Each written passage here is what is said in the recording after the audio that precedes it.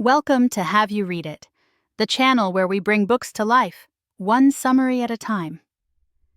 Today, we're exploring How Tyrants Fall and How Nations Survive by Dr. Marcel Dirsus, a deep dive into the precarious world of dictatorships, their inherent instabilities, and the challenging path to building something better once they fall.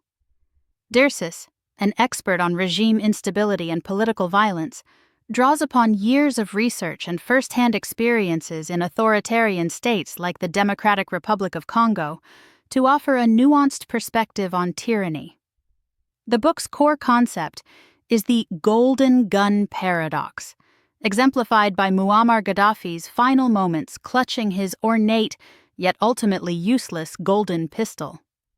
This paradox highlights that the trappings of power mean nothing when a tyrant's support evaporates. The gun, a symbol of Gaddafi's authority, held power only as long as people believed it did.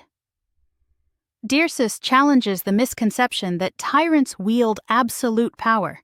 He emphasizes that even the most seemingly untouchable dictators rely on others, a small coalition of elites and the military, to maintain their grip. This dependence creates a precarious balancing act. The dictator's treadmill is a central metaphor. Tyrants are perpetually running, striving to maintain their position. Stepping off voluntarily is dangerous, as seen in Nursultan Nazarbayev's attempted resignation in Kazakhstan. Nazarbayev, despite careful planning, quickly discovered the perils of relinquishing power.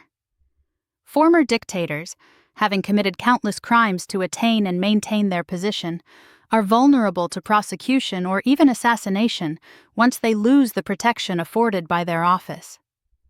The book also highlights the challenge of finding a successor who is both powerful enough to protect the outgoing tyrant and not so powerful as to become a threat themselves. Democratization is rarely a genuine option for dictators. It's not just that they are reluctant to give up the immense power and wealth they've accumulated, but also that democratization itself is a risky process. Their inner circle, complicit in the regime's crimes, often resists a transition that could expose them to accountability. As Dirsus notes, drawing on the work of Daniel Treisman, democracy often arises by mistake, as in the case of Argentina's Leopoldo Galtieri, whose gamble to divert attention from domestic unrest with the Falklands War backfired spectacularly.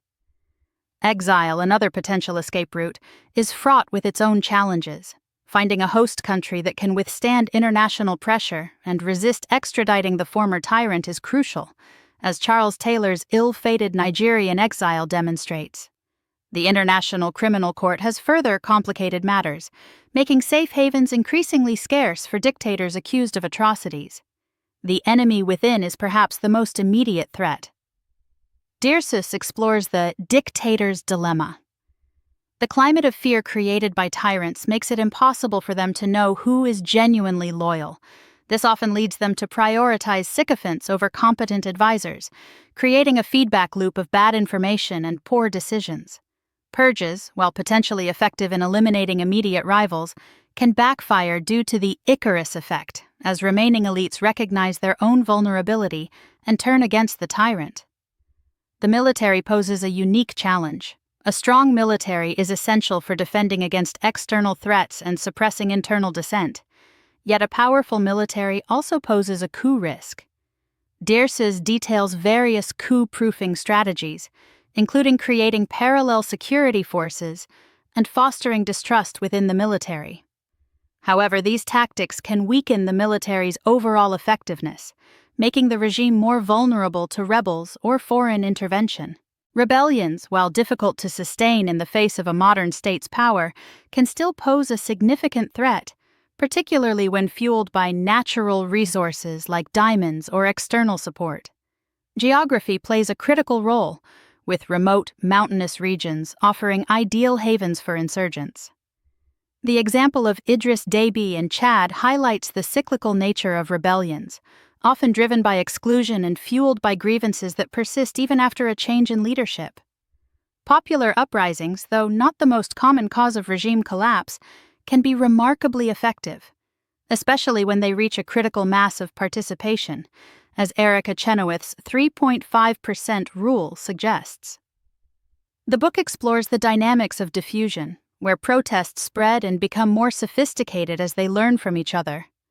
Repression can backfire, as seen in Ukraine in 2014, by further mobilizing and radicalizing the opposition. Assassinations, though less frequent than other forms of regime change, are a constant threat, particularly for tyrants who have successfully insulated themselves from other risks. The book explores the challenges of protecting against both complex plots and lone wolf attacks.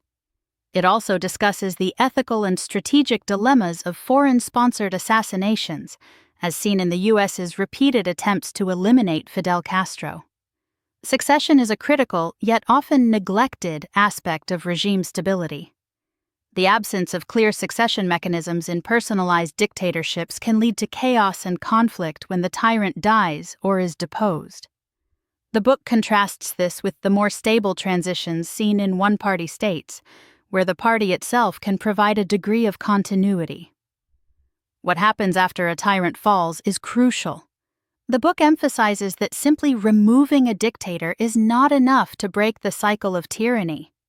Nonviolent transitions, as Chenoweth and Stephan's research shows, are much more likely to lead to democratic outcomes than violent ones. Foreign-imposed regime change, on the other hand, has a dismal track record, often exacerbating instability and creating new problems, as seen in post-invasion Iraq. So how can tyrants be toppled, and should outsiders even try? Dirsus explores two broad strategies: the long game of weakening the tyrant's support structures and the more direct approach of targeting the leader. The former involves measures like restricting arms sales, supporting civil society, and leveraging economic sanctions. The latter, more risky and ethically fraught, includes covert action and even assassination. The book concludes with a cautionary note. Predicting the outcome of regime change is notoriously difficult, and intervening can be costly and counterproductive. However, there are times when the price of inaction is simply too high. The key takeaway is the need for careful analysis, long-term engagement, and a willingness to adapt to the unpredictable dynamics of regime change. Thanks for watching.